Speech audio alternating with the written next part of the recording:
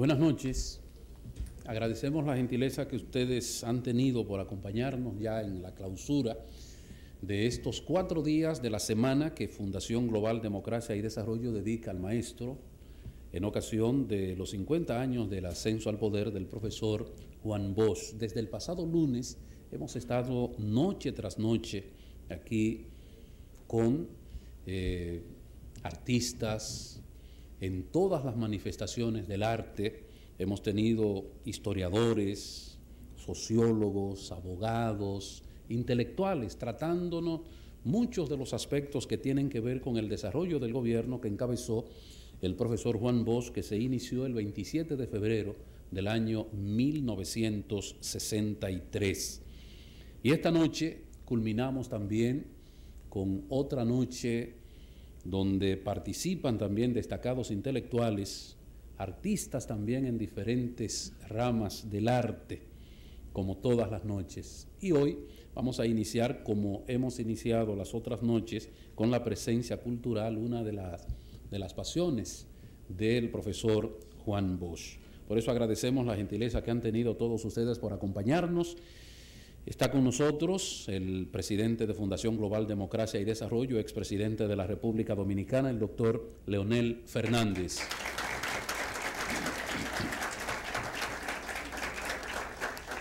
Agradecemos la presencia de los académicos, de los intelectuales, de los estudiantes, de todas las personas que se han interesado por acompañarnos todas estas noches, estas 4 noches históricas aquí en estos salones de Fundación Global Democracia y Desarrollo.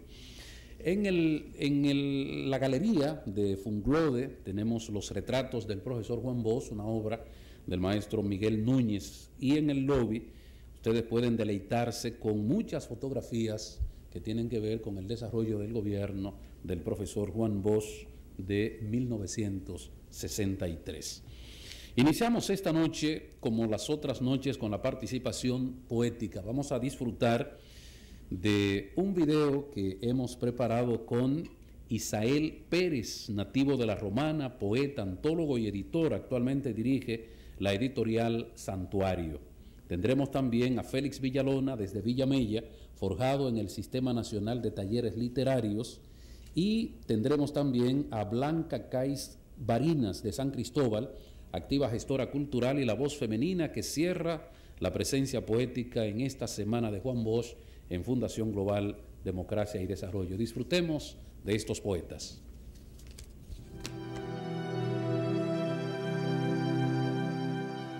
Juan Pueblo, Juan Partido, Juan Victoria, construyendo los caminos del polen, Juan, forjando las calles del maíz, Juan, surcando las rutas del sueño, Juan, Juan Pueblo, Juan Abril, Juan Tiempo. Las primaveras y los niños crecen las venas de Juan como luciérnagas a la luz del alba. Multitudes y rosas estallarán llenas de ese hombre, parirán preñadas de Juan, compañero indoblegable, Juan, Juan, Juan. Vencerán los humildes de la tierra, los ríos llegarán al mar cantando una mañana henchida de duraznos y muchachas y ruiseñores por la garganta de Juan, poeta militante, siglo de luz, luz de luz, ahora, entonces y siempre, te seguiremos, Juan.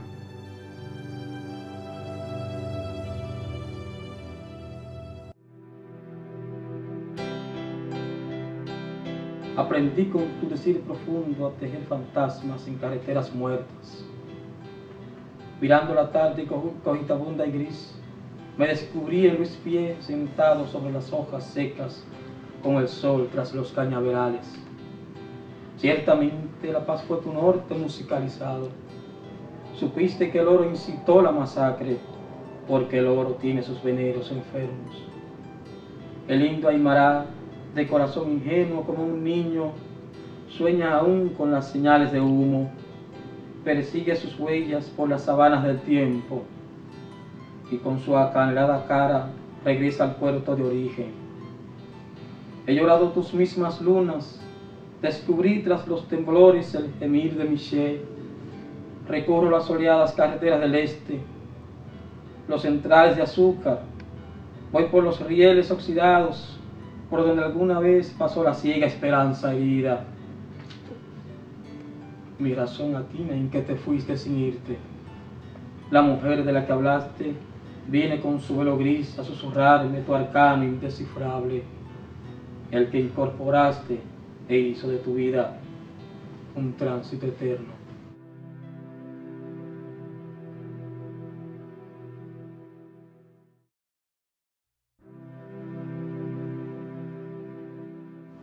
Y llenaron de sombras tu alborada, donde nacía vasto el horizonte.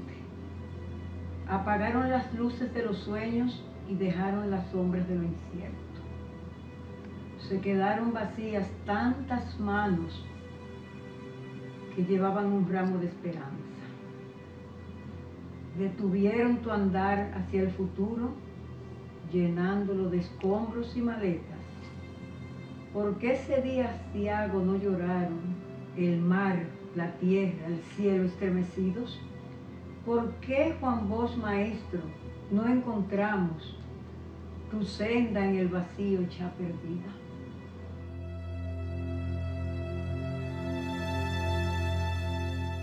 El tema del panel de hoy es Juan Bosch, el hombre y la historia.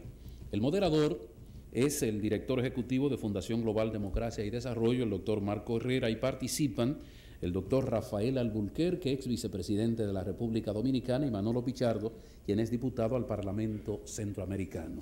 Con ustedes, el doctor Marco Herrera. Muchas gracias. Buenas noches. Para culminar de manera muy especial esta semana de conmemoración al 50 aniversario del ascenso al poder del profesor Juan Bosch, pues tenemos el conversatorio del día de hoy va a abarcar pues la dimensión humana del maestro. Juan Bosch, el hombre y la historia. Y bueno, contaremos con dos intervenciones muy especiales el doctor Rafael Alburquerque, ex vicepresidente de la República, y el doctor Manolo Pichardo, diputado al Parlacén. Antes de pasarle la palabra a Manolo, yo quisiera hacer leer brevemente la reseña de ambos. Manolo Pichardo es militante del Partido de la Liberación Dominicana y miembro de su comité central, una militancia que inicia, dice aquí Manolo, a los 16 años de edad. Desde bastante joven pues se inició como miembro del partido, ha sido asesor para la seguridad social y subsecretario de Relaciones Internacionales del partido. Ingresa como diputado al Parlacén en el año 2004 y, como todos sabemos, pues, presidió este importante organismo en representación de la República Dominicana. A través de esa función pues ha realizado importantes aportes para el fortalecimiento del proceso de integración en Centroamérica y entre otras posiciones ha sido vicepresidente de la Junta Directiva y coordinador de la sede dominicana de este organismo del Parlacén. El doctor Rafael Alburquerque es abogado y político y ha sido vicepresidente de la República Dominicana desde el año 2004 hasta el 2012. El doctor Alburquerque es doctor en Derecho de la Universidad Autónoma de Santo Domingo. En el año de 1963 recibió del gobierno del profesor Juan Bosch una beca para estudios de posgrado en París. Derrocado ese gobierno, obtuvo su crédito educativo que le permitió finalizar sus estudios de doctorado en la Universidad de la Sorbonne, donde se especializó en el derecho del trabajo y la seguridad social. Igualmente ha obtenido pues diplomados en Derecho Comparado de nivel 1 y 2 en la Universidad Internacional de Estrasburgo y de igual modo también cuenta con estudios internacionales de Derecho Internacional en la Academia de Derecho Internacional de La Haya, en Holanda. El doctor Alburquerque fue secretario de Trabajo desde el año 1991 y 2000, presidente de la Delegación del Estado Dominicano a las conferencias de la Organización Internacional del Trabajo, presidente de la Cooperación Técnica en la conferencia de la OIT y representante del director general de la OIT para la colaboración con Colombia.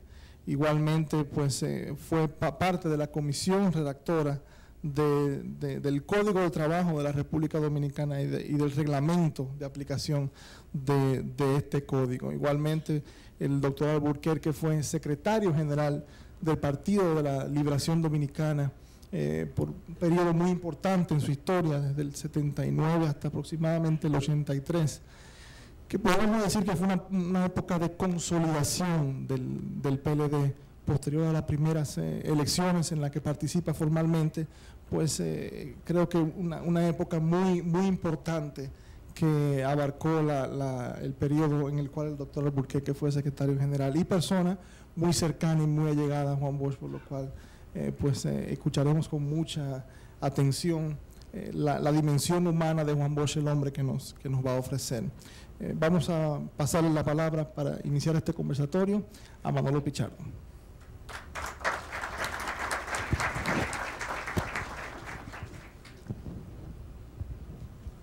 Muchas gracias. Buenas noches, doctor Leonel Fernández, presidente de la Fundación Global Democracia y Desarrollo, FUNLODE, doctor Rafael Alburquerque, es vicepresidente de la República, señoras y señores. Juan Bosch, como todos sabemos, nació en un municipio o campo de La Vega llamado Río Verde. En un contexto social, económico y político bastante difícil. Había una terrible miseria en la República Dominicana. Y a Juan Bosch, hijo de un comerciante español que recorría el país vendiendo habichuelas y productos agrícolas, fue testigo de la situación de extrema pobreza que vivía en ese momento la República Dominicana. Vio cómo el campesino vivía con su ropa raída, descalzo y trabajando de sol a sol para recibir un salario o una recompensa que no alcanzaba para mantener a su familia. Pero en ese contexto también se encontraba un país dividido y en medio del caos. Esta situación en que creció Juan Bosch fue definiendo el carácter, su talante, y fue construyendo también su pensamiento. Por esta razón, Bosch usa como insumo esos insumos que servirán para enriquecer las musas que servirían para construir su obra literaria. Por esa razón, los primeros cuentos o los cuentos de Juan Bosch de la época están bien marcados de un contenido social. Recuerden ustedes los que han leído, por ejemplo, Luis Pie, un cuento dramático y desgarrador, y también un cuento que escribiría posteriormente, que para mí es una obra maestra, es La Nochebuena de Encarnación Mendoza, que desde la adolescencia lo he leído yo no sé cuántas veces. Un cuento desgarrador y un retrato de la sociedad de la época.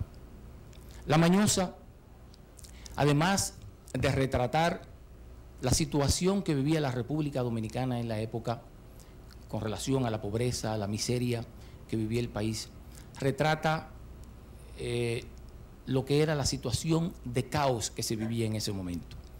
El país no era una unidad, no había un gobierno que consolidara el Estado, y era República Dominicana para entonces una especie de conglomerado humano, como dijera una vez Juan Bosch respecto a otro país.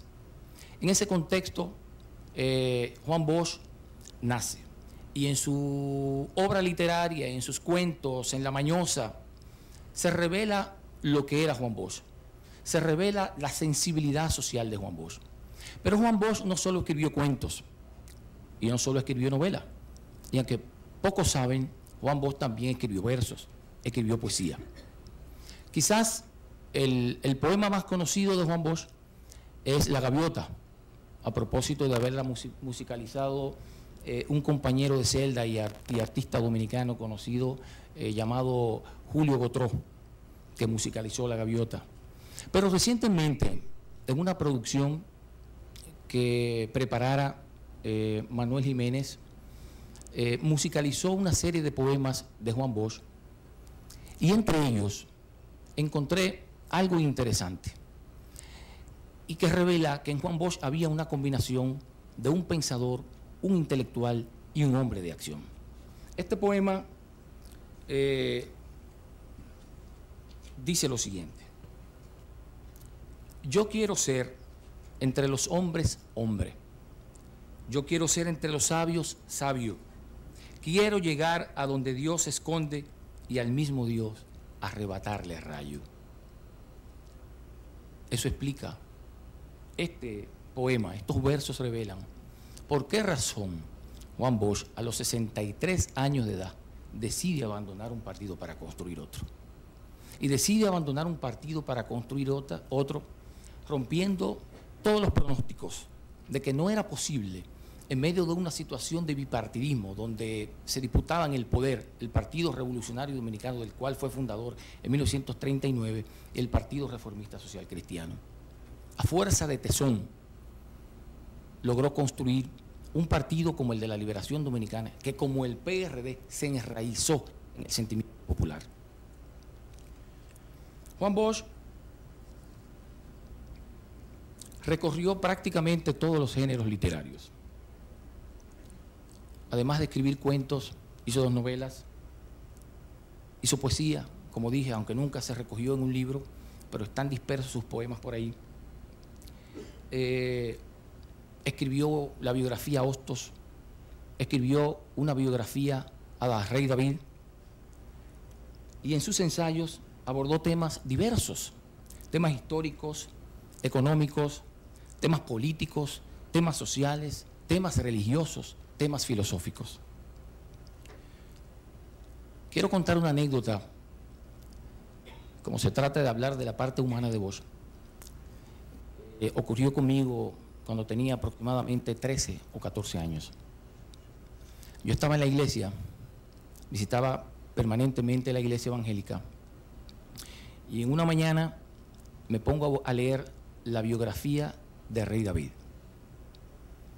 Cuando termino de leer la biografía de Rey David, al pie dice, fuente Juan Bosch. Eso me impactó sobremanera, porque yo dije, bueno, este dominicano con esta dimensión, ¿cómo es posible que estudiosos de la Biblia, teólogos, exégetas, recurran a Juan Bosch para hacer la biografía de Rey David? Luego, ya siendo militante del Partido de la Liberación Dominicana, porque ingresé, como decías, a los 16 años, me sorprendió también en una entrevista que vi de Juan Bosch, cómo surgió el libro Breve Historia de los Pueblos Árabes. Resulta que cuenta Bosch que árabes residentes en la República Dominicana y descendientes de árabes le solicitaron una conferencia sobre la historia de los pueblos árabes. Y esto me impactó. ¿Cómo es posible que los árabes y los descendientes de los árabes le pidan a un dominicano que les dé una conferencia sobre la historia de los pueblos árabes, sobre la cultura de los pueblos árabes? Me pareció algo impresionante. Y ahí iba yo descubriendo la dimensión de este personaje de la historia. Pero Juan Bosch, por accidente de la vida y por razones que todos conocemos, debió salir al exilio. Y su exilio empezó por Puerto Rico. En Puerto Rico decide buscar trabajo y va a una librería. Y cuando llega a la librería dice, ando buscando trabajo, estoy ahora viviendo en Puerto Rico. Y la joven de recepción le dice, ¿cómo usted se llama? Y dice, bueno, yo me llamo Juan Bosch. Y Juan Bosch se sorprende porque la joven le dice, pero usted es el afamado escritor dominicano, Juan Bosch. Él no sabía que era un afamado escritor para entonces. Y bueno, y le dieron el trabajo, trabajo a Juan Bosch y le asignaron la transcripción de las obras completas de Eugenio María de Hostos. Esa salida de Bosch lo hace encontrarse con la política, porque estando en Puerto Rico lo visita Cotubán para proponerle la formación de un partido político.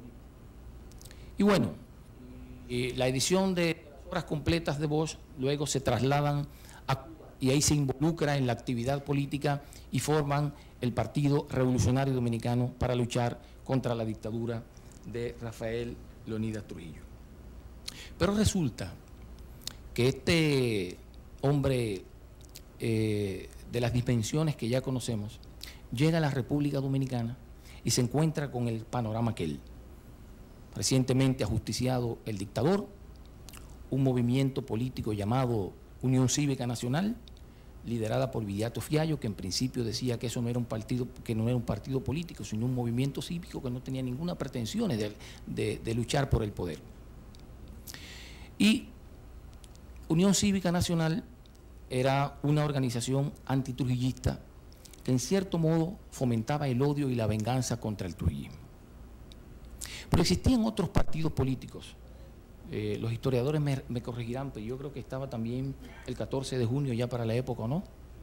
El 14 de junio. Pero tanto el 14 de junio, Unión Cívica Nacional y las demás organizaciones políticas estaban compuestas por sectores de la clase media y clase media alta.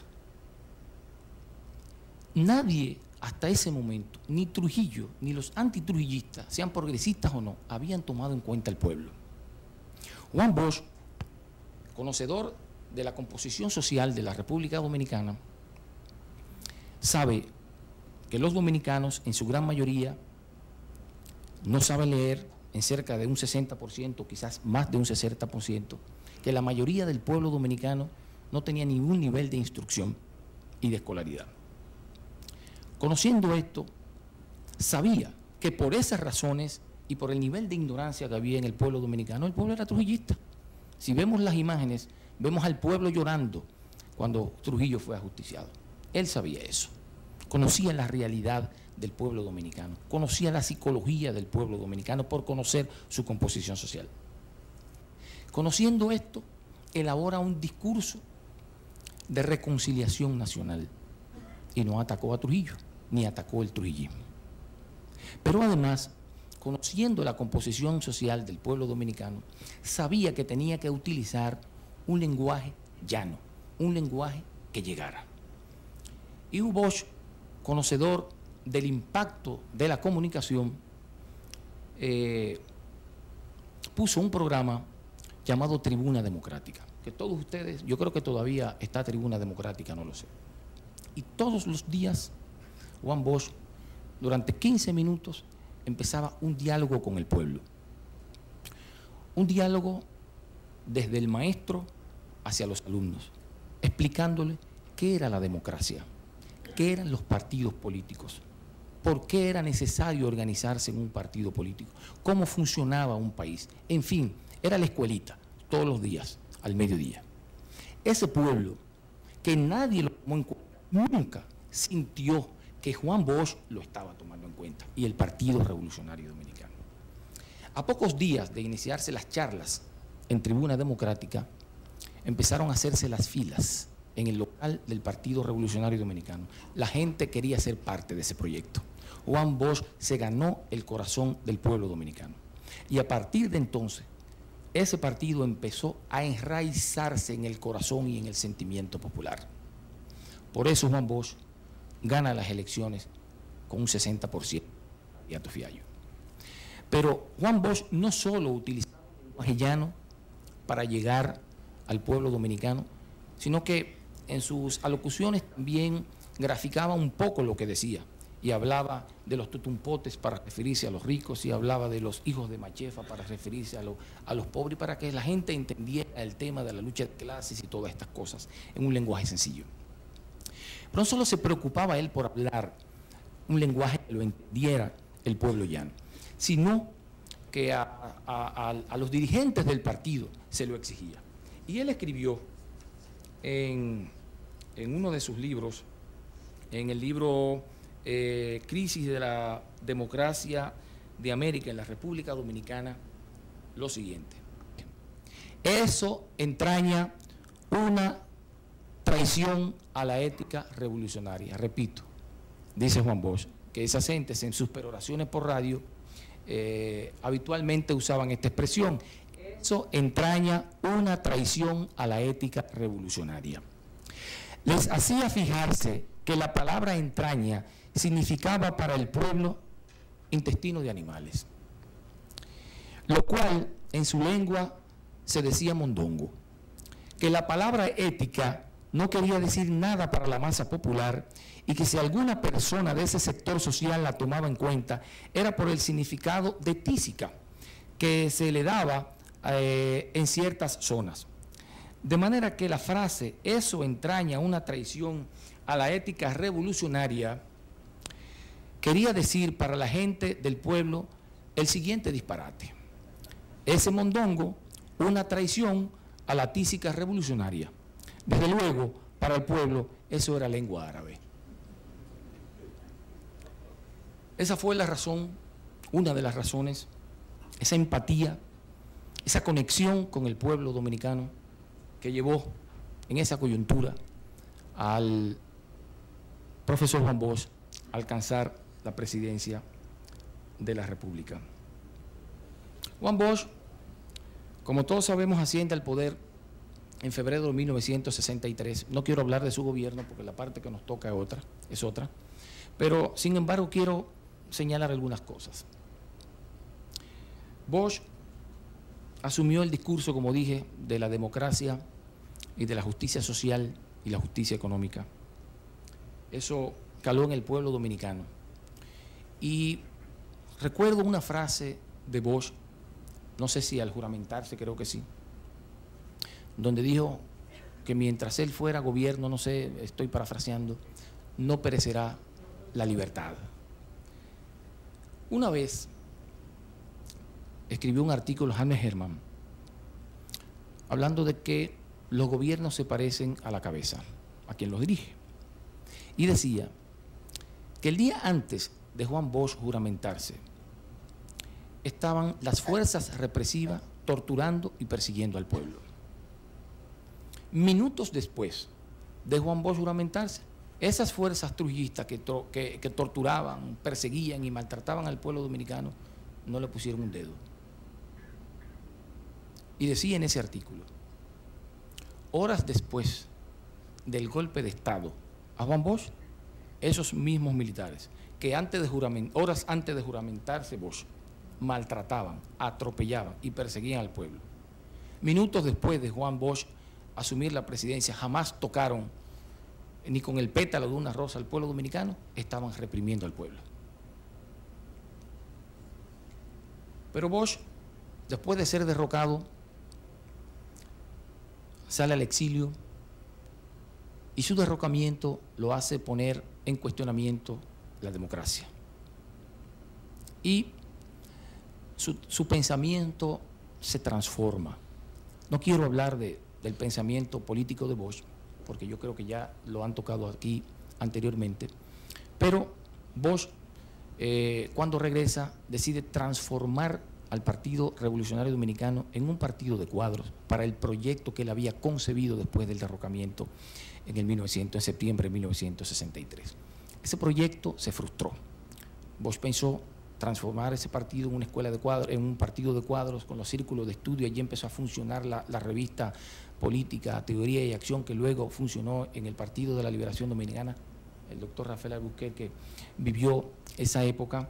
Y bueno, al no poder, con un grupo de jóvenes abandonó, y el presidente también, Leonel Fernández, abandonó el Partido Revolucionario Dominicano, como dije, a los 63 años, me parece, ¿no?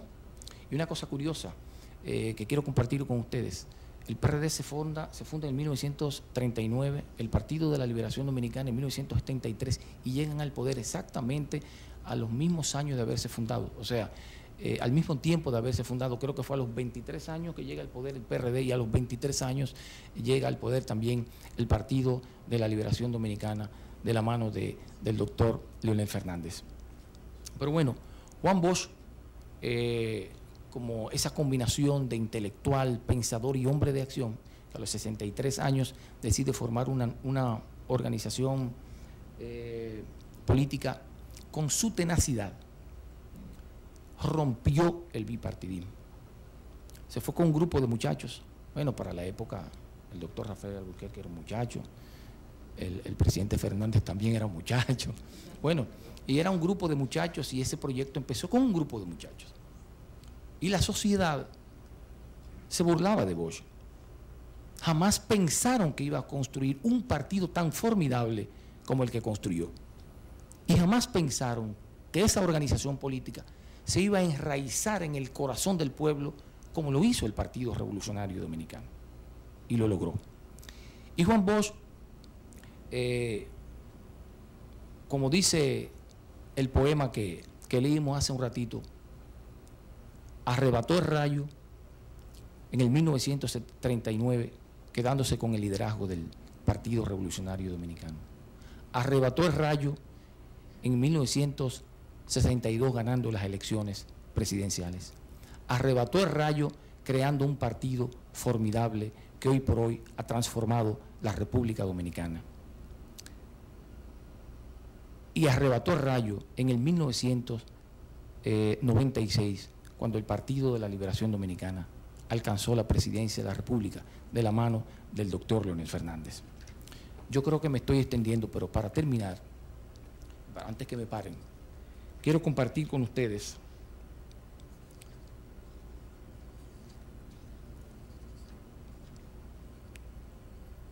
un artículo que yo escribiera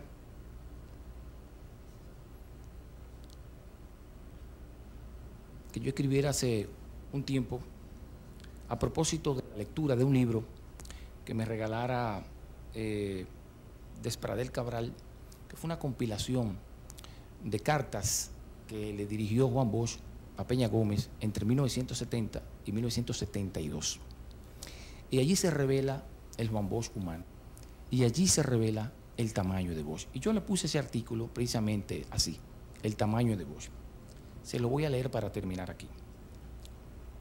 Hablé la pasada semana de las 18 cartas que le escribió Juan Bosch a Peña Gómez entre el 1970 y 1972, que fueron compiladas y comentadas por Despradel Cabral.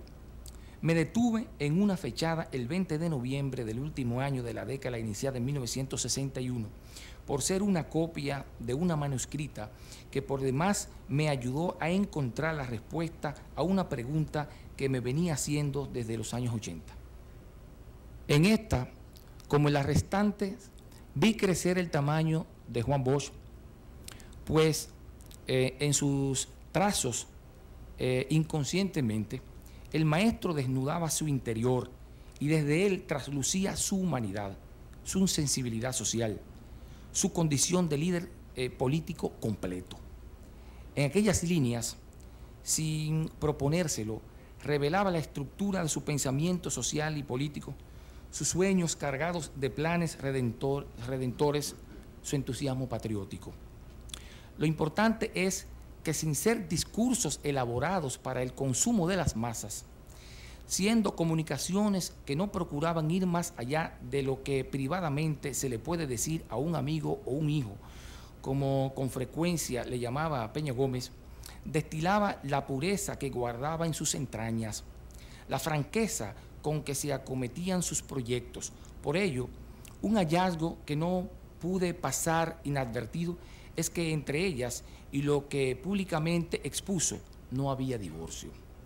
Aquel hombre de dimensiones más que continentales, expresidente de la República y líder del partido más grande para el momento, no sentía que estar pendiente de pintar la Casa Nacional, de pedir rebaja para los materiales y equipos que compraba para el funcionamiento de la organización, que atender personalmente los trabajos políticos y organizativos y despachar con los dirigentes de todos los niveles lo hacían menos líder.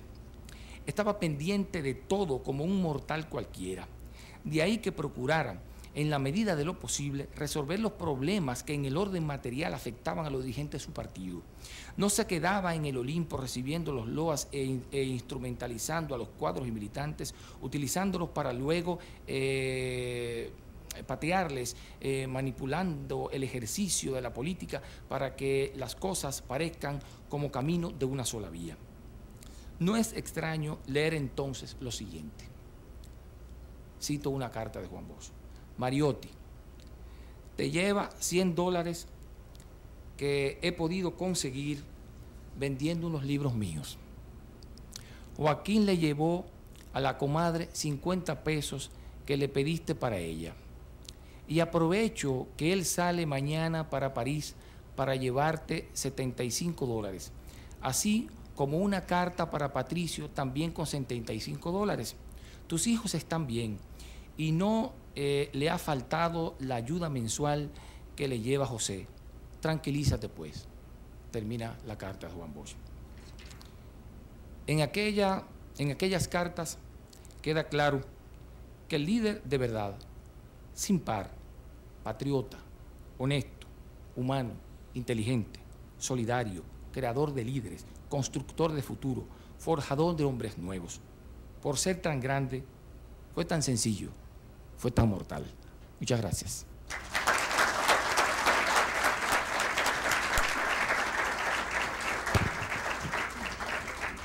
Muchísimas gracias, diputado Manolo Pichardo, por tan humana radiografía, ¿no?, del profesor Juan Bosch. Muy interesante presentación. De inmediato, pues, le pasamos la palabra al doctor Rafael Alburquerque. Adelante.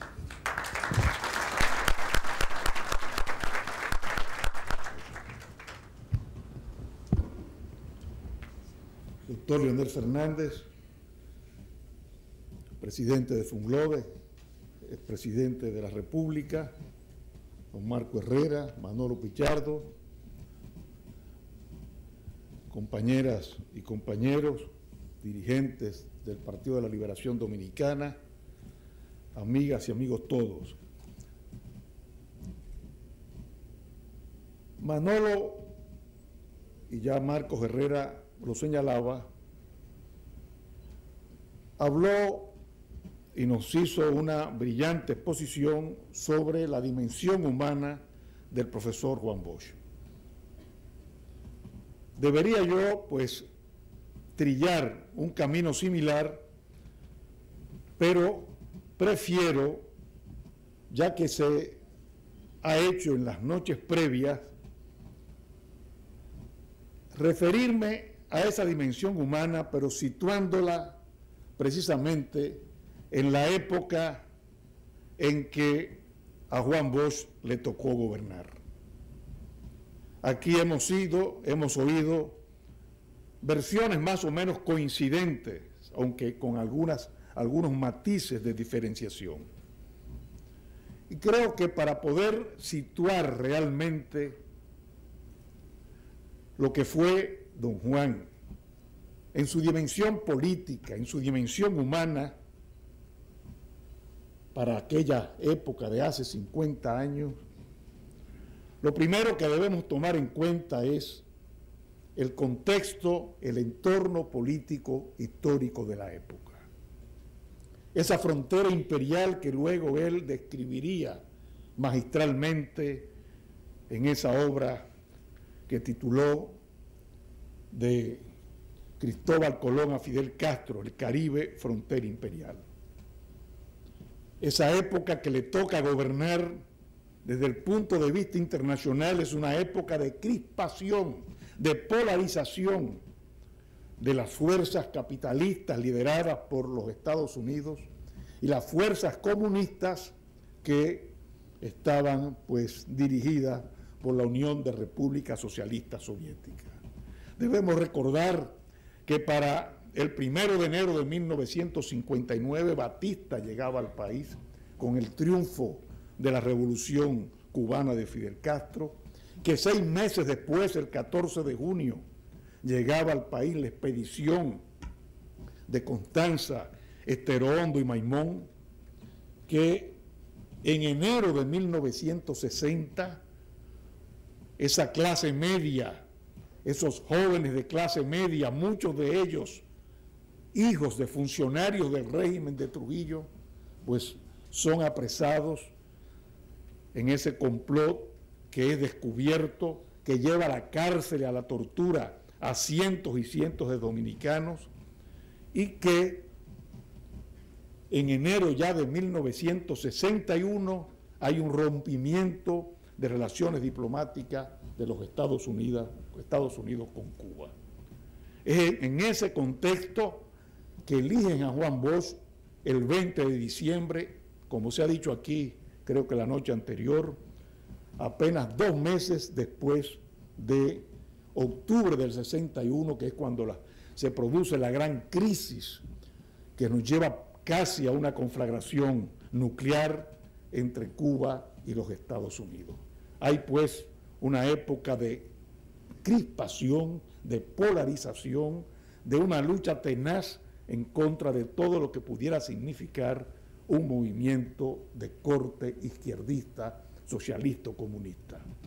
Pero a nivel nacional, de la realidad nacional, somos apenas un país de 3 millones de habitantes, con un 70% de habitantes que vive en la zona rural, un apenas 30% en la zona urbana, con una economía, un presupuesto exiguo, limitado, una economía que Rafael Herrera luego le llamaría economía del postre, de exportación de materia prima, del azúcar, café, tabaco y cacao, pero además inmerso en una profunda crisis económica, una crisis económica originaria de 1957, que es la crisis de los Estados Unidos, que se refleja en la República Dominicana, pero que se agrava primero por el derroche, el exceso de gastos en que había incurrido el régimen por la construcción de la Feria de la Paz,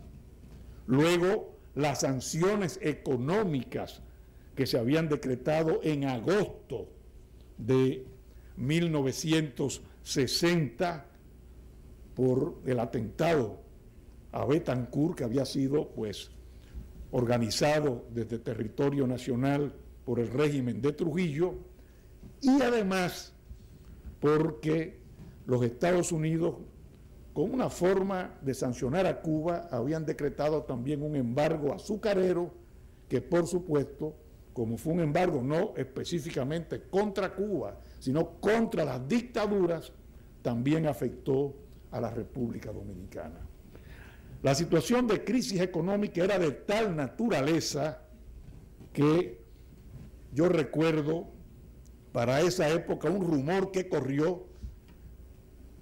No hay que olvidar que era una pequeña ciudad que apenas llegaba a La Pasteur, pues un rumor corrió que nos llevó a muchos jóvenes hacia lo que es hoy el Puente Duarte, porque decían que había allí aparecido un letrero que decía: tírese ahora porque después tiene que hacer cola. Esa era la situación tan difícil que vivía el país en esos momentos. Les aseguro que yo no llegué a ver el letrero, o lo habían quitado o era solo un rumor, pero la verdad es que todo el mundo comentaba que el letrero estaba allí en el Puente Duarte. Es un país con 3.000 estudiantes en la universidad, con una incipiente, prácticamente muy pocas industrias a mano del sector privado, el gran complejo industrial de Trujillo, naturalmente, por tal razón, como el mismo profesor Bosch lo ha dicho después en sus libros, más bien la existencia de una oligarquía por ausencia de burguesía, y sobre todo esos remanentes de lo que Juan Bosch en sus libros llamó, sobre todo en Composición Social Dominicana, gentes de primera y gentes de segunda. Gentes de apellido y el resto del pueblo que no los tenía. Para que ustedes, sobre todo las generaciones jóvenes, se den cuenta de lo que era una gente de primera y gente de segunda, una persona que fuera gente de primera, en esa época podía ir a un banco, pedir prestado y le prestaban el dinero sin que tuviera que poner una garantía. Bastaba su apellido para él recibir el préstamo. O sea, esa era la gente de primera que todavía pues incidían en la República Dominicana. Pues bien, es en ese entorno nacional e internacional que llega Juan Bosch al poder. Ya Manolo lo ha descrito, la campaña que hace, cómo llega al corazón del pueblo, cómo logra un impactante 60% y comienza a gobernar el 27 de febrero de 1963.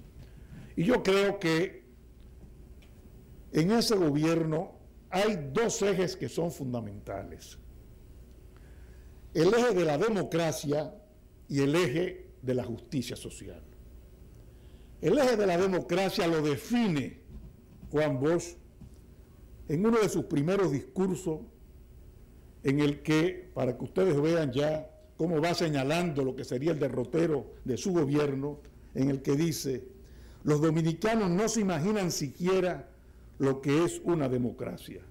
No se dan cuenta, no pueden darse cuenta de que en una democracia se respeta a todo el mundo, que a nadie se le obliga, ni se le puede obligar a hacer lo que no quiera hacer, ni a pensar como no quiera pensar, que la verdadera democracia es el único sistema político que garantiza de verdad la libertad del hombre.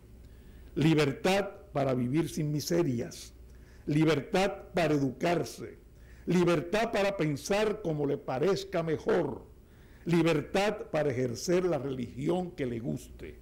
Nunca antes aquí se ha visto la democracia en función, y hay gente que le tiene tanto miedo a la democracia que quiere matarla antes de que nazca. Es decir, Juan Bosch está consciente desde el primer momento cuál es el entorno que le rodea, tanto nacional como internacional, pero se empeña en construir una democracia en esos meses que le tocó gobernar.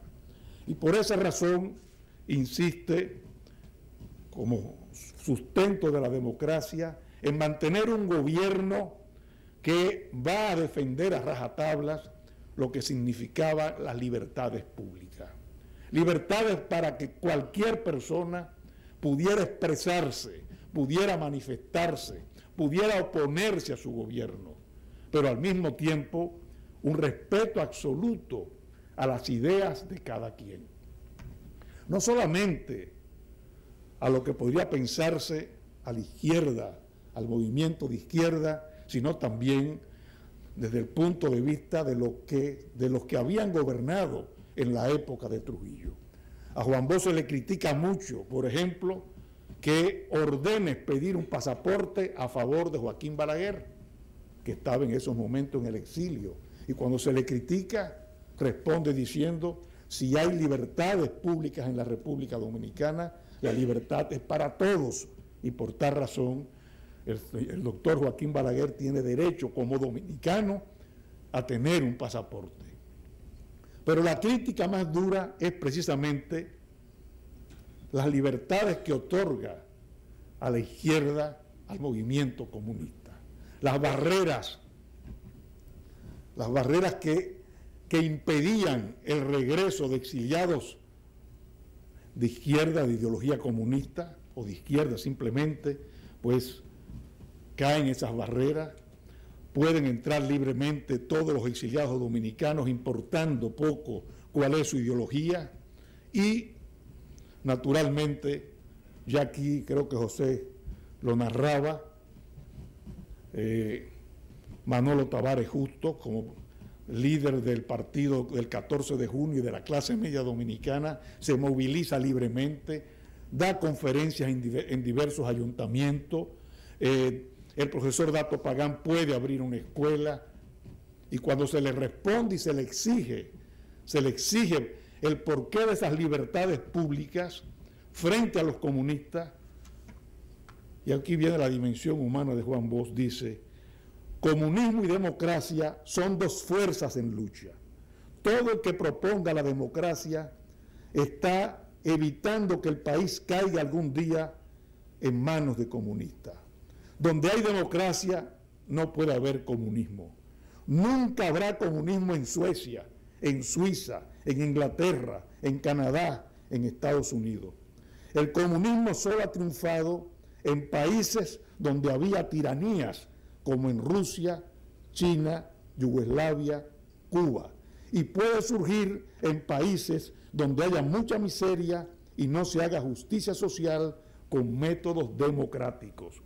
En Cuba, la tiranía y la corrupción, la falta de escrúpulos de los dirigentes políticos y de muchos periodistas y comentaristas de radio y televisión produjeron la crisis de la que salió Fidel Castro convertido en gobierno en el país. Fidel Castro fue un producto de la falta de fe de los cubanos, porque los cubanos habían perdido la fe en todo, y un pueblo no puede vivir sin fe. Si aquí destruimos la fe en la democracia, nos pasará igual que los cubanos.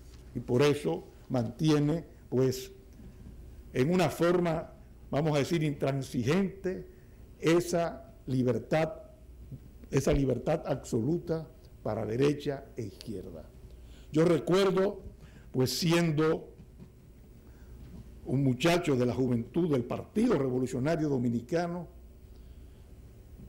en una ocasión, reunida la juventud, llegó Sacha Bollman, que era un hombre, pues, rumano, con grandes conexiones en los Estados Unidos, y le planteó frente a nosotros, a los jóvenes, al profesor Juan Bosch, y le dijo: Juan, yo creo que debes hacer la revolución como la estás haciendo, seguir con la reforma agraria, seguir con los cambios que estás propugnando, pero debes hacerlo llevando a los comunistas a la victoria, porque es la mejor forma de tú garantizar la supervivencia del gobierno, haciendo una revolución, pero sabiendo los Estados Unidos que tú no tienes nada que ver con el comunismo. Y Juan Bosch le contestó con esas palabras que acabo de decir: la democracia es para todo, la democracia es libertades públicas, y por tal razón yo no puedo perseguir a un sector de la población únicamente por su ideología. Luego, la democracia que trató de sustentar y de fortalecer se basó también en un respeto absoluto a la ley. Respeto absoluto para todos. Y lo dice con estas palabras: en la democracia no debe haber más gobierno que el de las leyes, y los hombres, cualesquiera que sean sus posiciones, están llamados a ser solo ejecutores de esas leyes. Y oigan lo que dice, en esos discursos que hacía periódicamente al pueblo: mientras íbamos hacia el Conservatorio de Música, donde se celebraba una asamblea de profesores, el sargento que maneja mi automóvil tomó hacia la izquierda de la raya amarilla que marca el centro de la avenida George Washington.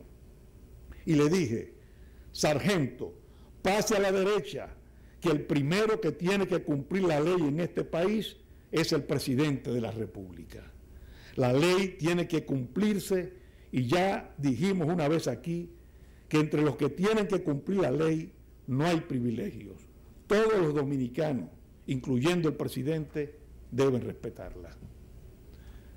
Luego, de libertades públicas, respeto absoluto de ley, pues la educación, que fue uno de los pilares de su gobierno, el promover, fortalecer la educación, el iniciar una campaña de alfabetización, pero lo que es sobre todo importante también, educación cívica hacia el pueblo. Recuerdo haber visto un periódico en uno de los viajes que dio al interior, un periódico con una foto de Juan Bosch, en que cuando iba por la carretera vio a alguien lanzar una cáscara de guineo y él detenerse en su automóvil y explicarle a la persona que la basura no se lanzaba a la calle. O sea, en ese término de tratar de educar cívicamente el país. Luego, la honestidad, la lucha contra la corrupción, la exigencia de que todos los funcionarios tenían que pagar impuestos. Llevó a la cárcel a uno de sus grandes amigos, a Virgilio Guel. Pero hay una anécdota que algunos de los presentes conocen, pero quiero reiterarla acá. Un día nos convocó a los dirigentes de la juventud al Palacio Nacional. Y desde el Palacio Nacional en un pequeño autobús, salimos todos detrás del carro presidencial y era un sábado al mediodía, nos llevó al Vesubio. Nosotros aplaudimos todos creyéndonos que nos había invitado a comer. En el Vesubio estaba en una mesa con varios amigos, uno de los dirigentes de la juventud. Y él, como la gallina con los pollitos atrás, era adelante, nosotros todos atrás, llegó a la mesa y le dijo: me acabo de enterar que usted tiene 3 puestos en el gobierno. Está destituido de los 3 puestos y expulsado del partido. Y entonces se viró hacia nosotros y nos dijo: yo hago esto no por humillar, lo hago porque ustedes un día van a estar en el gobierno para que sepan que el gobierno va a servirse, va uno a servir y no a servirse.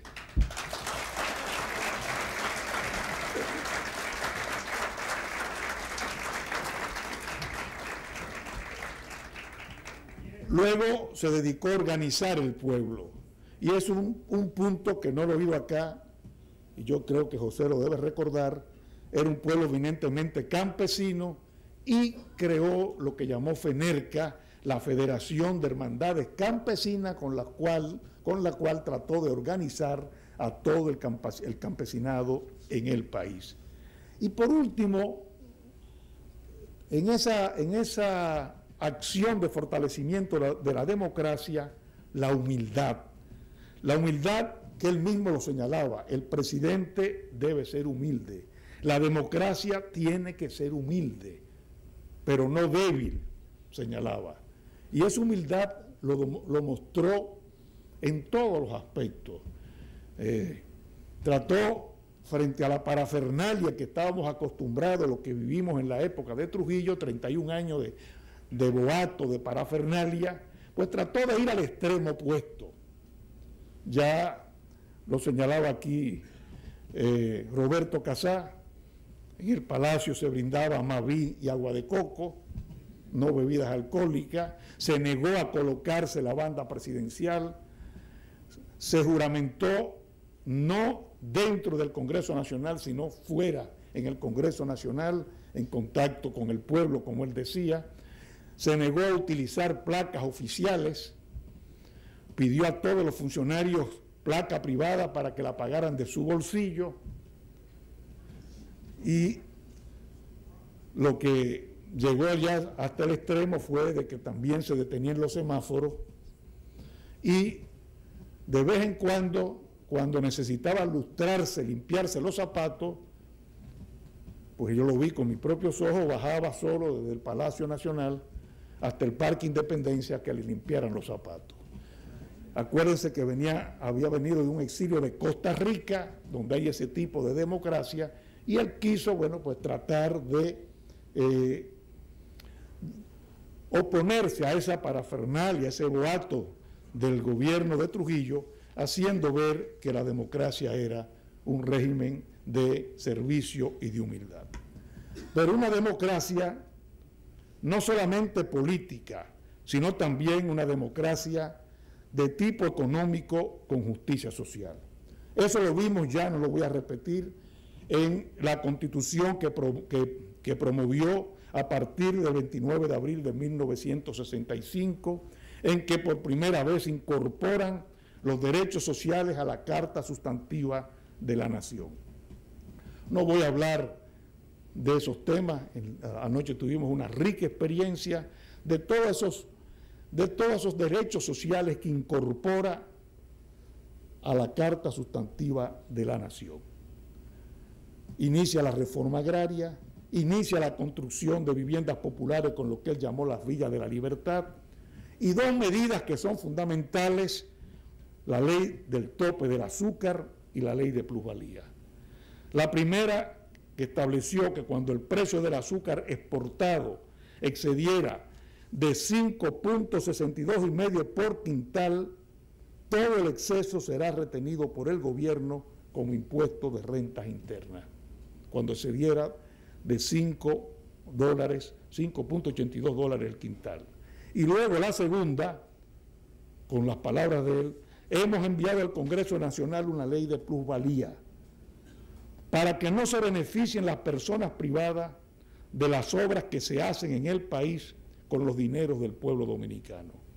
Esta ley está consciente, esta ley va a levantar ronchas, va a disgustar a los especuladores que saben que como ya se van a hacer las presas de Valdeccia y Taveras, y se van a hacer los muelles de Puerto Plata, y se va a hacer el acueducto de la capital, y se van a hacer muchas cosas más, han estado afilándose los dientes para hacer negocios con el valor de más que van a adquirir o que están adquiriendo los terrenos en los lugares en que se realizarán estas obras o en las cercanías de esos lugares. Entonces, en virtud de la ley de la plusvalía, el exceso, pues, que el propietario adquiriera por una obra realizada por el gobierno estaba sujeto a un impuesto. Son leyes que despiertan roncha, pero es parte de esa democracia con justicia social que trató de construir en sus 7 meses de gobierno. ¿Por qué lo tumban? ¿Por qué a los 7 meses, un 25 de septiembre, se produce un golpe de Estado? Yo creo que hay numerosos factores que podrían explicarse. No hay duda de que la Guerra Fría va a causar, esa Guerra Fría, esa competencia de comunismo y anticomunismo, va a causar un temor de que en la República Dominicana pudiera convertirse en un país similar al de Cuba. Pero yo creo, y es importante, y por eso quiero señalarlo y advertirlo esta noche, que por lo menos en el Departamento de Estado de los Estados Unidos no hubo en un principio un temor de que el gobierno del profesor Juan Bosch pudiera derivarse en un régimen comunista. En Crisis de la Democracia en América, el profesor Juan Bosch dice: Newell Williams, consejero político de la embajada, y John Barlow Martin, embajador, no parecían 2 agentes del gobierno norteamericano, sino 2 dominicanos tan dispuestos como el mejor de los dominicanos a hacer lo imposible por nosotros. ¿Por qué? Hay que recordar que Juan Bosch pertenece a una corriente política de América Latina profundamente democrática, que no podía ser bajo ningún concepto acusada ni siquiera de tener alguna componenda o alguna simpatía frente al comunismo, que es la izquierda democrática de Muñoz Marín, gobernador de Puerto Rico, de Aya de la Torre en Perú, de Pepe Figueres en Costa Rica, de Rómulo Betancourt en Venezuela. ¿Y cuál es el lema de la izquierda democrática?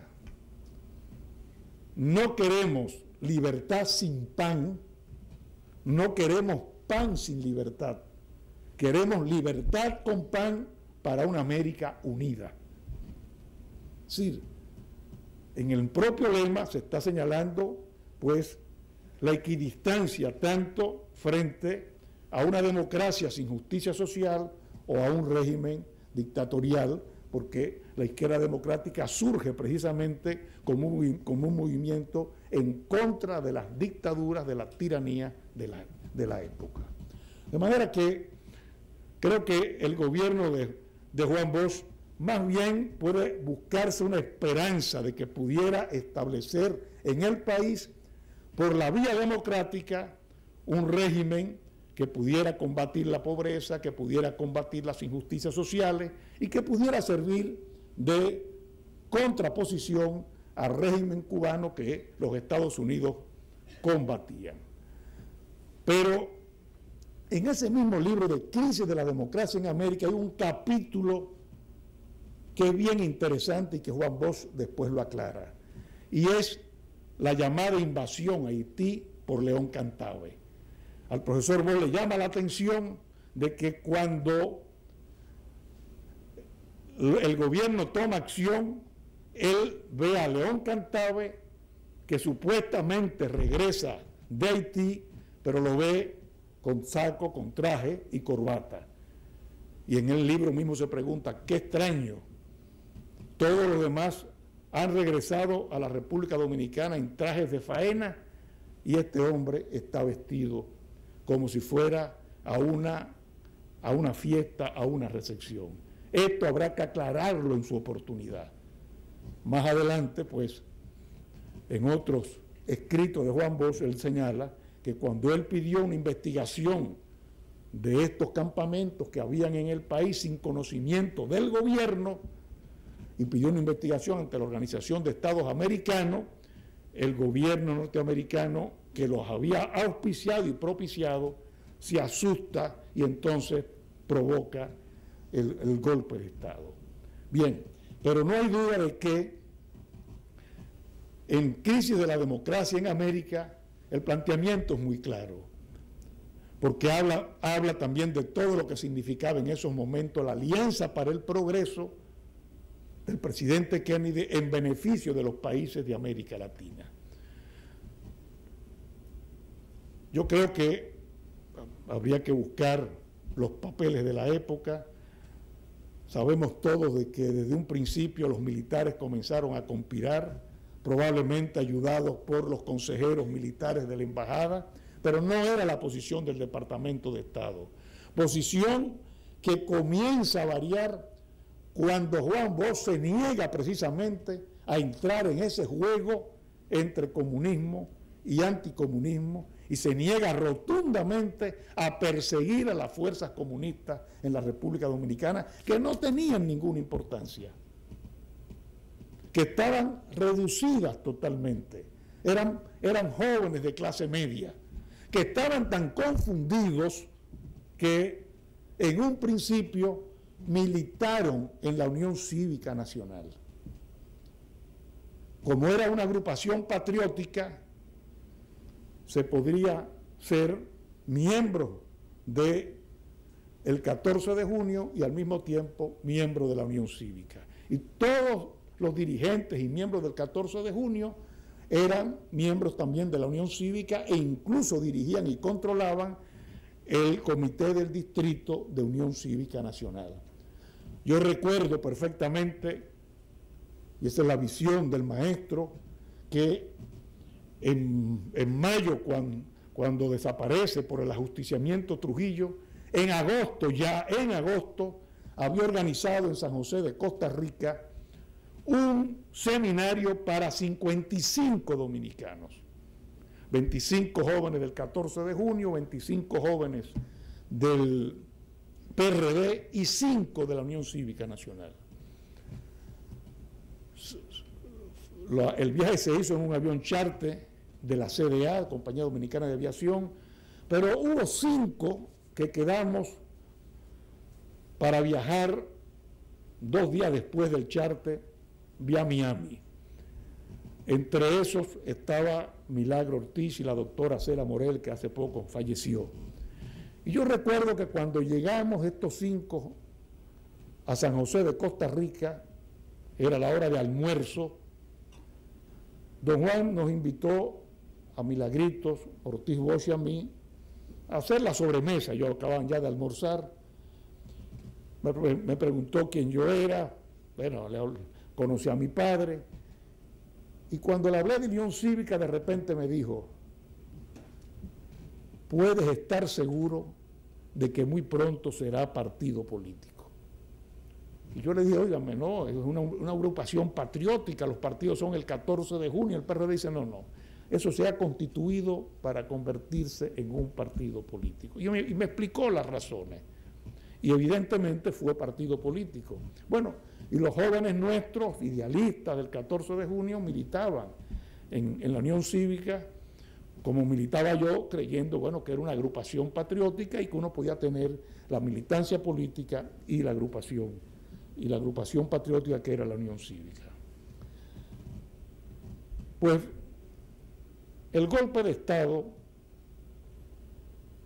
y en crisis de la democracia de América, lo señala muy bien, dice el jefe del golpe es Trujillo. ¿Por qué? Porque era una sociedad que durante 31 años estuvo totalmente controlada y dominada por Trujillo, y a la desaparición de Trujillo, la única fuerza que quedó vertebrada, verdaderamente estructurada y articulada, fueron las Fuerzas Armadas. Y esas Fuerzas Armadas, probablemente incentivadas por dos factores: el miedo al comunismo, instigada tal vez por los agregados militares norteamericanos, y sin el tal vez por los agregados militares norteamericanos, por la reacción del propio presidente de no perseguir a los comunistas, y estimuladas también por la corrupción y la avidez de riqueza, esas Fuerzas Armadas pues comenzaron a conspirar desde el principio y condujeron finalmente al golpe de Estado. Pero también están la fuerza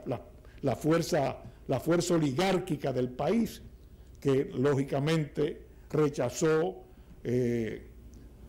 la ley de plusvalía, la ley tope del azúcar, la propia Constitución, como hemos visto anoche, todas las declaraciones que hicieron los pocos hombres de empresa que habían en la República Dominicana, el frente oligárquico, en contra de esa Constitución, que en el propio libro de la crisis de la democracia de América, Juan Bosch dice que al fin y al cabo era una Constitución que quedaba rezagada frente al progreso que registró la Constitución de Cuba de 1940.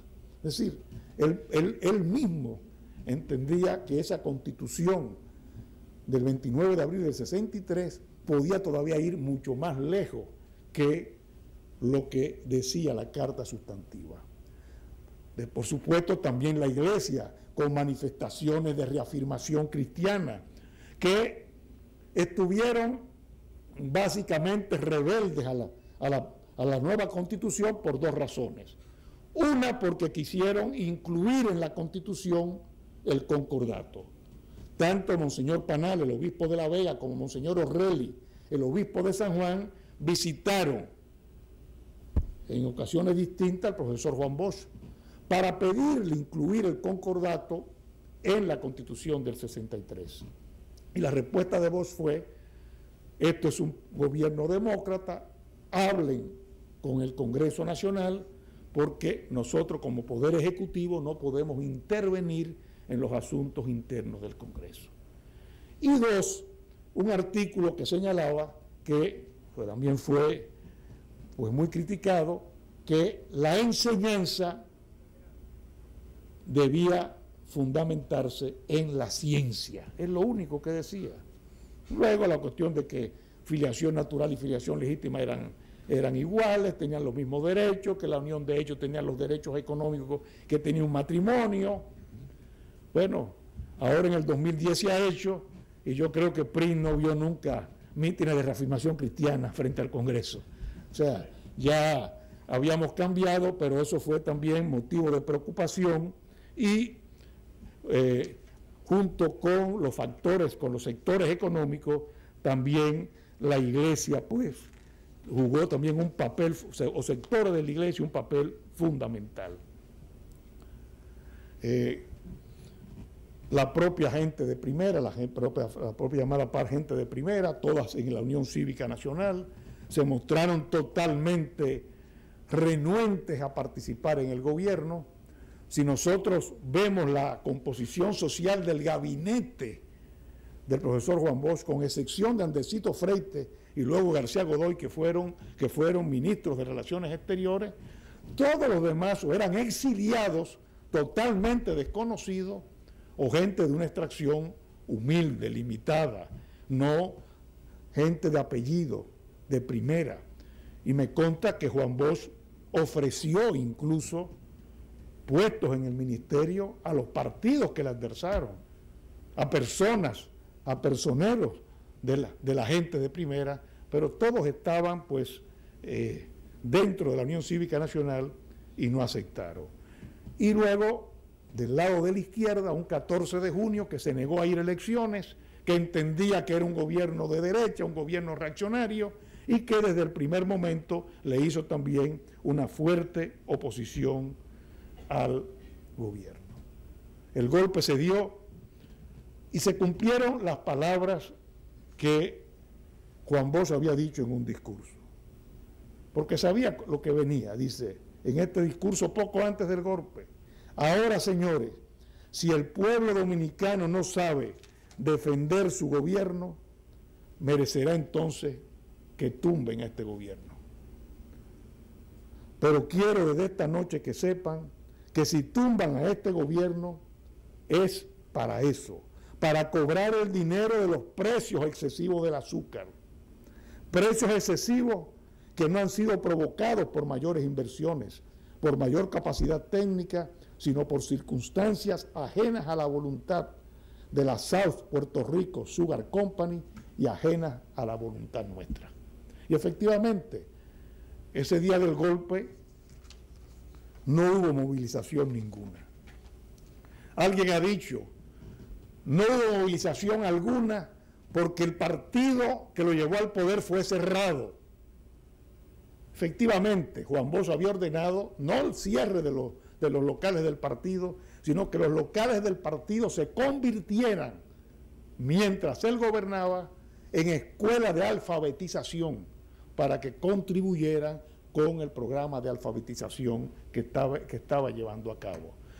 Pero el pueblo no se moviliza sencillamente porque el Partido Revolucionario Dominicano, en su composición social, estaba integrado fundamentalmente por campesinos. Anoche Euclides Gutiérrez lo decía: Juan Bosch toma el poder no con el apoyo de la oligarquía, no con el apoyo de los sectores fácticos del poder, toma el poder con ese apoyo popular que le brindan los sectores campesinos de la nación. Y esos sectores, ¿quién los podía movilizar? Una clase media que en su mayor parte estaba en el 14 de junio.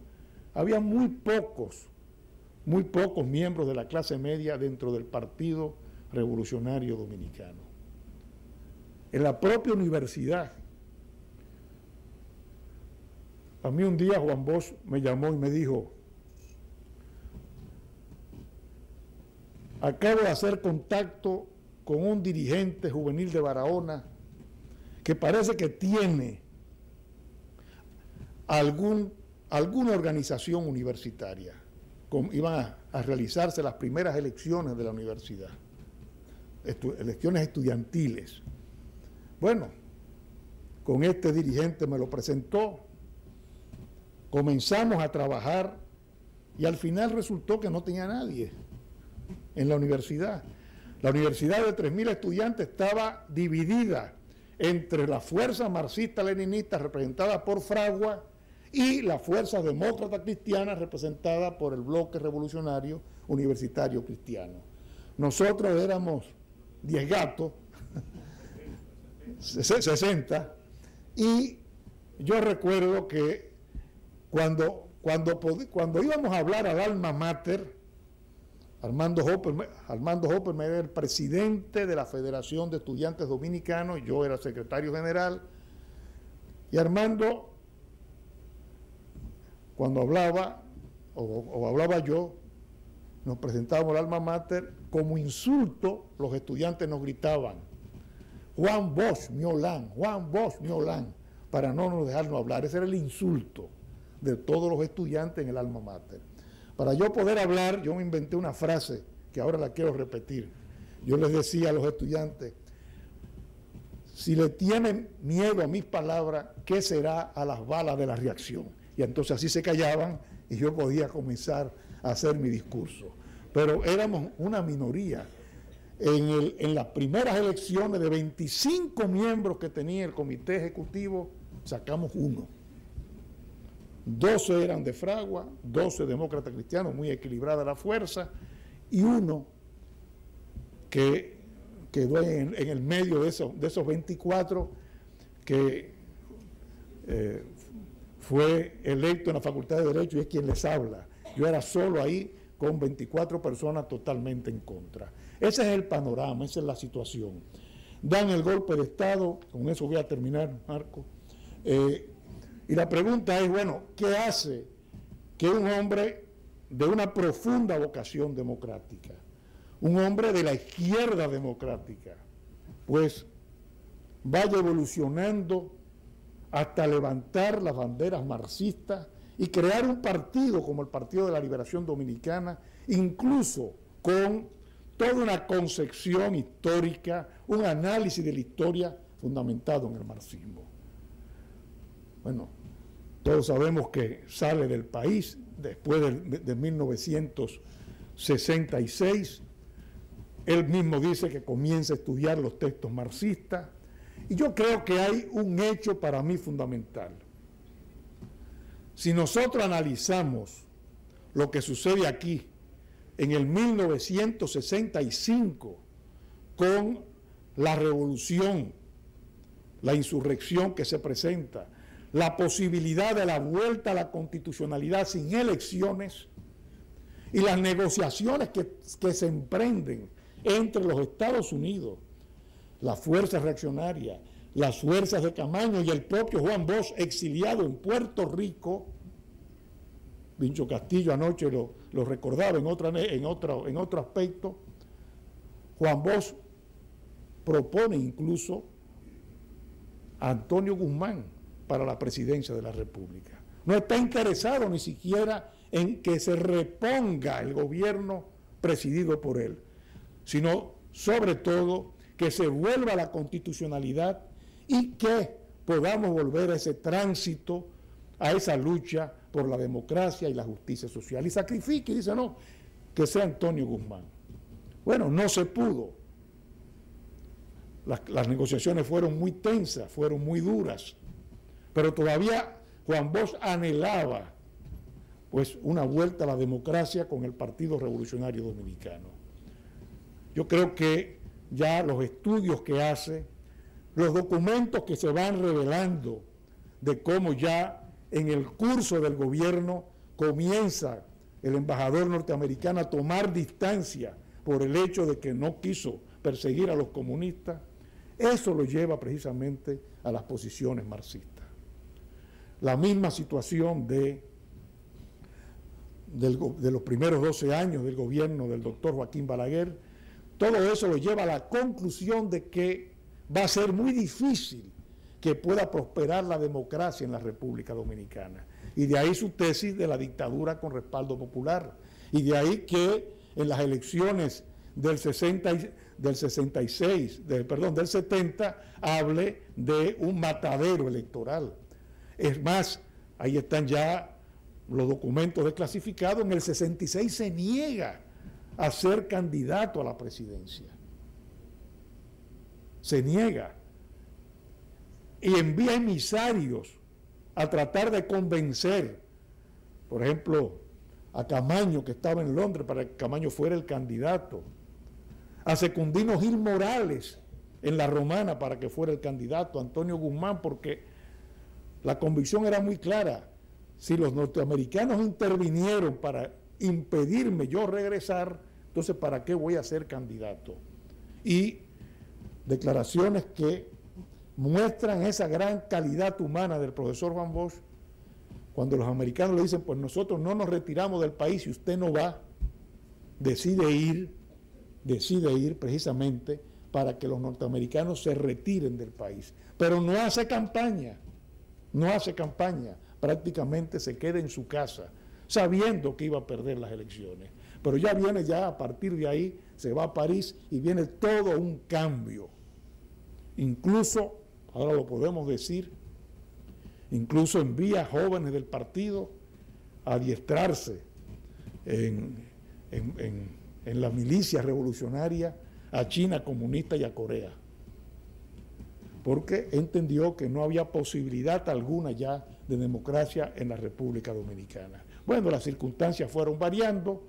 El presidente Fernández ya ha hablado de esos años 70 a partir de Jimmy Carter, cómo cambia la situación en toda América Latina, y a partir de ahí, bueno, se da cuenta de que es necesario de nuevo insertarse en la democracia y comienza pues a trillar otra vez el camino de los procesos electorales. Pero ese es el Juan Bosch que todos conocimos. Es un Juan Bosch humano, un Juan Bosch preocupado por las más mínimas cosas. Manolo nos habla de esa carta, de cómo se preocupa por los centavitos. Yo le entregué a la Fundación Juan Bosch una carta que es una especie de testimonio de Juan Bosch.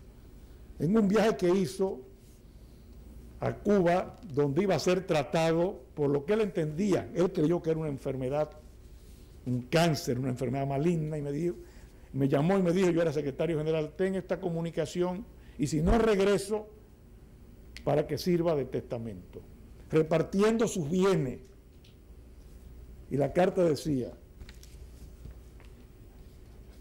el copón que me regaló Norondón Sihanouk, por favor, se le entregan a doña Carmen. Un reloj que me regaló Lyndon Johnson, se le entregan a doña Carmen. Un dinero que tengo en el closet, en la parte izquierda, ese dinero que es producto de mis libros, es para doña Carmen. Y el que está a la derecha, ese es del partido, y eso se le entregan a la dirección nacional del partido. Esos eran los bienes que tenía.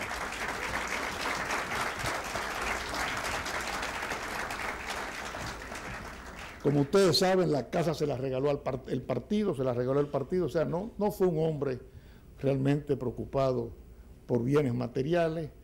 Su obra se dedicó completamente al país, a gobernar por el país y a crear una conciencia y un legado para todos los dominicanos. Yo creo que esa revolución democrática que él llamó, pues hoy la estamos continuando, ya con un Partido de la Liberación Dominicana que formó en el poder, con mayoría en el Congreso, y con una constitución que es pues la continuación de aquella constitución del año 1963. Yo creo, compañeras y compañeras, amigos y amigos, que podemos sentirnos orgullosos de ese legado que nos dejó Juan Bosch, pero también sentirnos orgullosos de esa labor y de ese trabajo que ha venido haciendo el Partido de la Liberación Dominicana, antes, en los dos periodos anteriores, con el compañero Leonel Fernández y ahora con el presidente Danilo Medina. Buenas noches.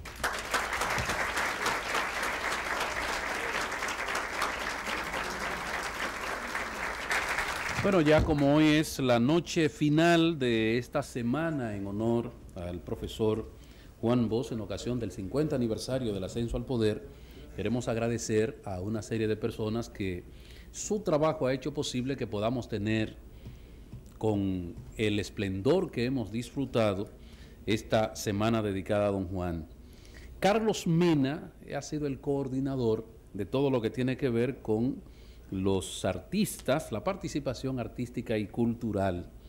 Igualmente, un trabajo arduo, el director del Centro de Estudios de la Cultura, el profesor José Rafael La Antigua, y la directora de la Biblioteca Juan Bosch, Aida Montero, que también han desarrollado una gran labor conjuntamente con todo el equipo audiovisual de Fundación Global Democracia y Desarrollo. Hemos dejado para el final, tal vez lo mejor, porque ellos dos son dos íconos del arte en la República Dominicana. Sus nombres y el trabajo que ha salido de ellos ha recorrido gran parte del mundo y se ha hecho la idea en el mundo de que cuando mencionan su nombre, mencionan el nombre de la República Dominicana. Él ha sido el creador tal vez de una de las canciones más grandes que se conozca, Por Amor, y la voz del otro ha sido también una de las voces más hermosas, al decir de algunos, del género humano, al punto que fue la primera persona que cantó la canción escrita por el maestro La Gaviota. Esta noche en el piano, el maestro Rafael Solano y la voz del magistrado Fernando Casado. No todos somos susceptibles de sentir el amor, ese amor esencial, primario, ese amor edénico, ¿se oye? Ese amor edénico no todos tenemos la suerte de descubrir y sentir el amor, la garantía de la felicidad. La cultura condiciona, la falta de educación condiciona el concepto que podamos tener del amor. ¿Cómo un individuo en la cárcel, en un momento en que difícilmente se podía adivinar si se saldría con vida o no? ¿Cómo tener la apertura espiritual, la sensibilidad suficiente para escribir una canción de amor? Por eso yo quiero comenzar cantando una canción de amor.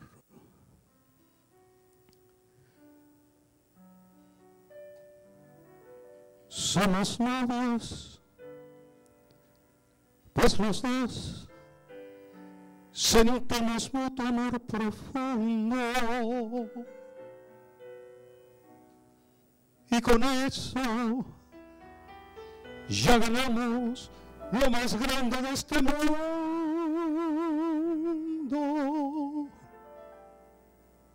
Nos amamos como novios, nos deseamos,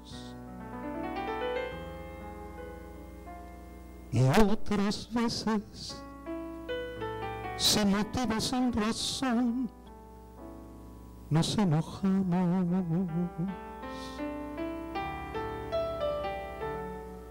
Somos novios, mantenemos un cariño limpio y puro, como todos procuramos en un momento más oscuro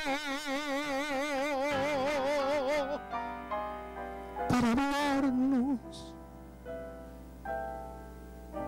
darnos el más dulce de los besos, recordar de qué color son los cerezos, sin hacer más comentarios. Somos novios.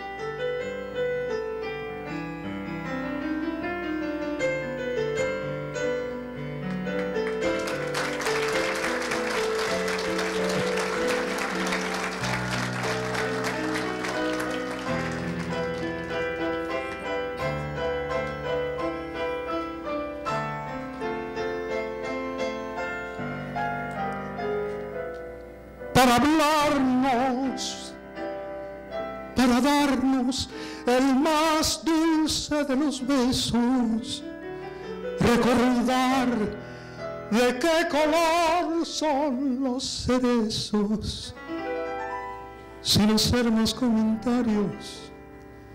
Somos novios, solo novios, siempre novios.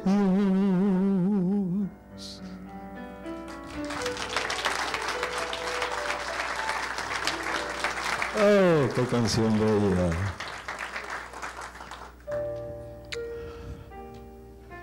La canción que canto ahora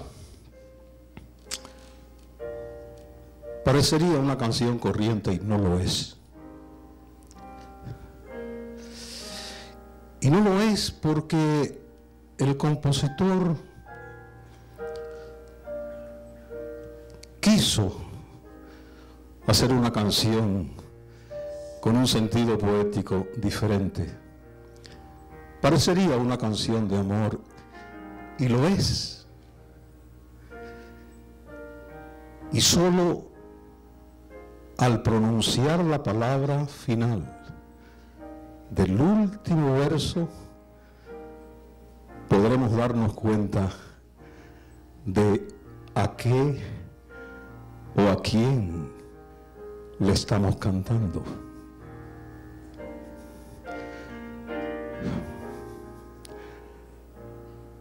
No hay nada que sea más hermoso ni más grande en el mundo que el mar y el cielo y las nubes que viajan por el firmamento.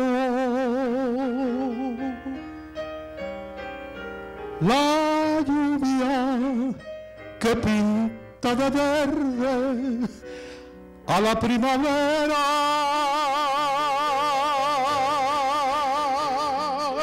y ver en otoño las hojas jugar con el viento.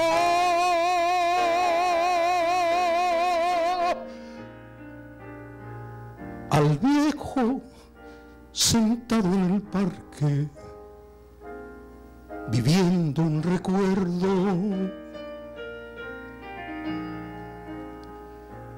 y la carcajada inocente y burlona de un niño travieso.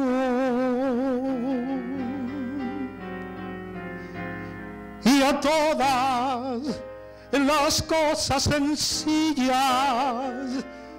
la luna y el sol cuando brillan, porque ellas reflejan la imagen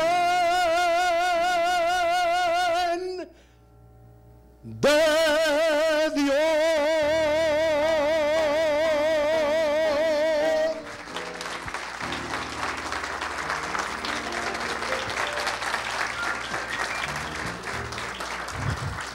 Bello mensaje, bello mensaje. Hablábamos del amor y hablábamos cómo don Juan, desde la soledad de una cárcel, tuvo ¿cómo pudo? Es la pregunta. ¿Cómo pudo en aquel momento tener un destello para la inspiración, un espacio para colocar ese amor de que hablamos? Solo los escogidos pueden. En su letra se le escapa quizás uno de los ángulos más hermosos, más importantes y de más fortaleza, apenas en una imagen concebida en el verso. Pero es una de las más importantes intenciones que categorizaron el pensamiento de don Juan Bosch. El amor a la libertad. El amor a la libertad se le escapa por debajo, por encima, junto al amor por la mujer que ama. Y ve las gaviotas volar junto al mar y piensa que él también le gustaría volar. Y eso es la libertad.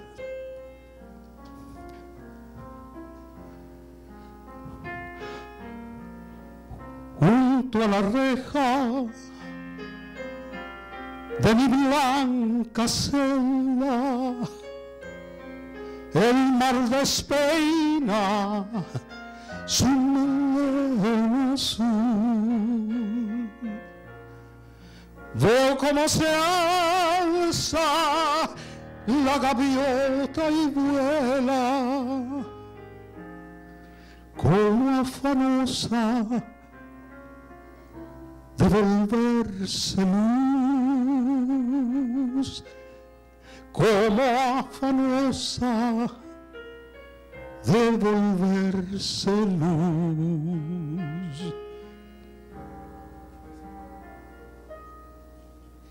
Indecible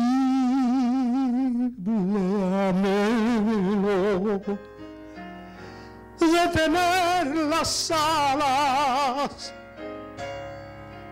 del ave grácil que se eleva así, de sentirlas levantar el vuelo, cruzar los aires y llegar a ti.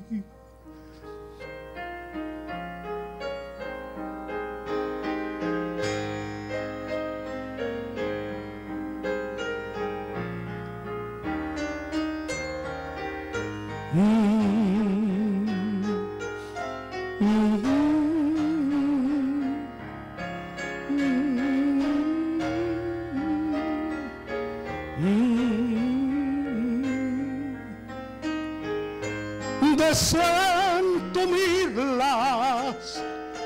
levantar el vuelo, cruzar los aires y llegar a ti, cruzar los aires y llegar a ti.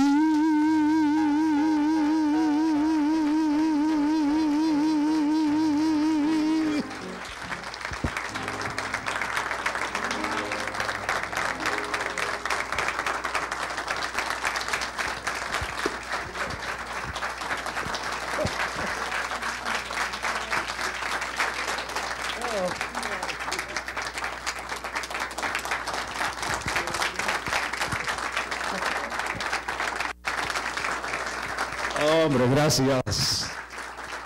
Podría ser una infidelidad dejar el escenario y no cantar una canción del maestro Solano.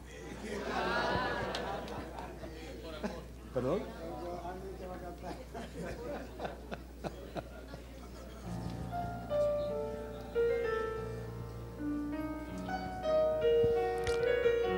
Cuando aquellos tiempos en que, bueno, todavía no hay sellos disqueros que graben la música.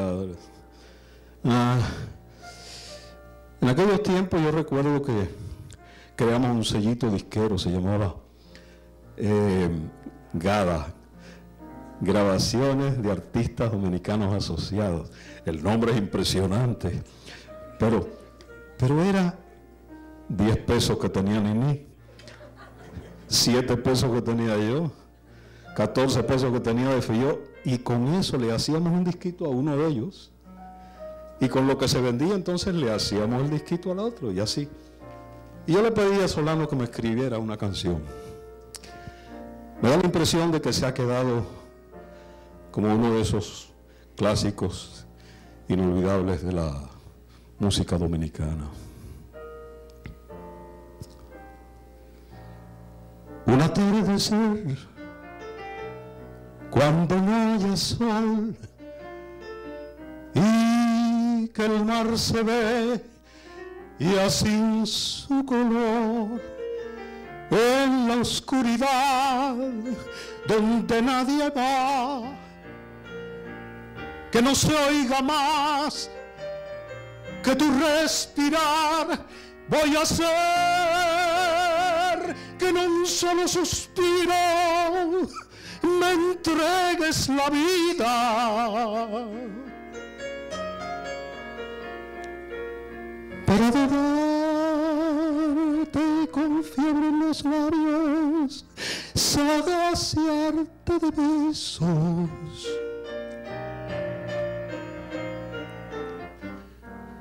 y en la oscuridad, donde nadie va, tú serás mía.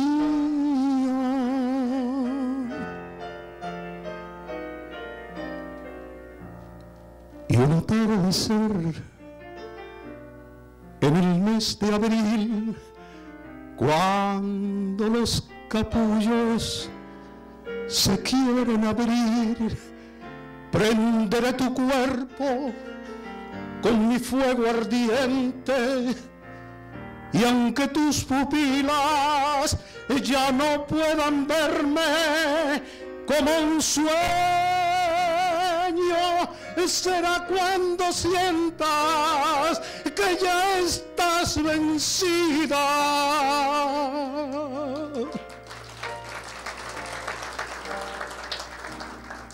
Y ese atardecer